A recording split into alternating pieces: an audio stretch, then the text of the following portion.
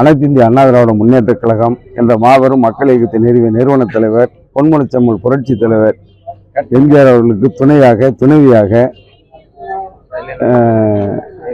ஒரு தியாகத்தின் மறு உருவமாக வாழ்ந்து அவருடைய வாழ்க்கையிலும் சரி அரசியல் வாழ்க்கையிலும் அவருக்கு உறுதுணையாக இருந்து புரட்சி தலைவர் எம்ஜிஆர் என்று சொன்னாலே அவர் இல்லத்துக்கு சென்றால் யாரும் சாப்பிடாமல் வர முடியாது என்ற நிலை இருந்தது என்று சொன்னால் அதற்கு துணையாக இருந்தவர் திருமதி ஜானகி அம்மையார். அந்த அளவுக்கு இருந்த ஜானகி அம்மையார் அவர்கள் புரட்சி தலைவர் மறைவுக்கு பிறகு அன்றைக்கு ஏற்பட்ட சூழ்நிலையில் மாண்புமிகு ஜானகி எம்ஜிஆர் அவர்கள் தமிழகத்தின் முதலமைச்சராக முதல் பெண் முதலமைச்சர் என்ற வகையில் கிட்டத்தட்ட 29 நாட்கள் முதலமைச்சராக இருந்தவர். அதற்கு பிறகு ஜானகி அம்மையார் அவர்கள் திருமதி ஜானகி எம்ஜிஆர் அவர்கள் பெருந்தன்மையோடு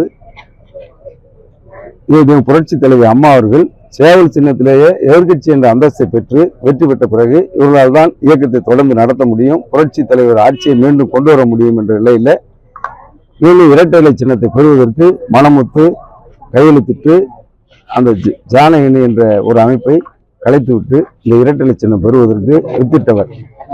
அது மட்டும் இல்லாமல் இன்றைக்கு அனைத்து இந்திய அண்ணா திராவிட முன்னேற்ற கழகத்தின் தலைமை கழகமாக இருக்கின்ற இதய மாளிகை ஜானகி பெயரில் இருந்தது. அதையும் புரட்சி தலைவர் கேட்டுக்கொண்டிருக்கிறவங்க உடனடியாக தலைமை கழகத்திற்கு எழுதி வைத்து இந்த அளவும் தலைமை கழகம் இயங்குவதற்கு ஆதாரமாக இருந்தவர்.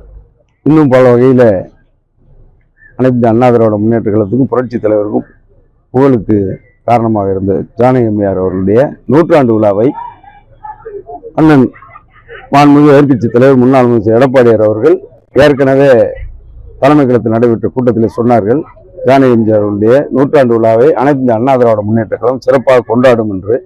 இன்றைக்கு அந்த நிலையில வருகின்ற 24ஆம் தேதி ஸ்ரீவாரி வெங்கடாசல பேலஸில் வைத்து மிகச் சிறப்பாக எழுச்சியோடு தமிழகம் முழுவதும் உள்ள அனைத்து இந்திய அண்ணா திராவிட முன்னேற்ற கழகத்தை சேர்ந்தவர்கள் மட்டுமல்லாமல் திரையுலகைச் சேர்ந்த பிரபலங்கள், இன்றைக்கு பிரபலமாக இருக்கின்ற சமூகத்தில் பிரபலமாக இருக்கிறவர்கள் எல்லாம் அதில் பங்கேற்கின்ற வண்ணம் அந்த விழா மிக சிறப்போடு நடைபெற இருக்கின்றது.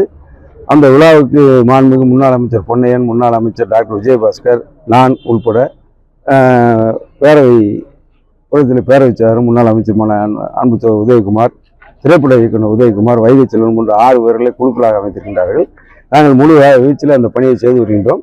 அந்த விழா ஜானகி அம்மையார் புகழுக்கு ஒரு மணிமோடு சேர்க்கின்ற விழாவாக இருக்க வேண்டும் என்று எடப்பாடி அறிவுறுத்தியிருக்கின்றார். அந்த வகையில் அந்த பணியை நாங்கள் செய்து கொண்டிருக்கின்றோம்.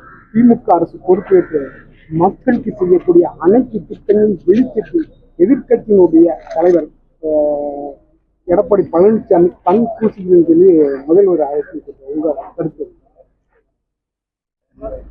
இன்றைக்கு மக்களுக்கு தான் நாட்டில் உள்ள சட்டம் ஒழுங்கு, விலைவாசி உயர்வு, தேர்தல் வாக்குகளை ஏமாற்றியது, இதெல்லாம் பார்த்து சூரியனை பார்க்கின்ற கண் எப்படி கூசுமோ அதே போல உதயசூரியனுக்கு வாக்களித்து விட்டு மக்கள் கண் கூசுவதோடு மட்டும் இல்லாமல் கண்ணே தெரியாதவர்களுக்கு இருட்டில் இருக்கின்றார்கள்.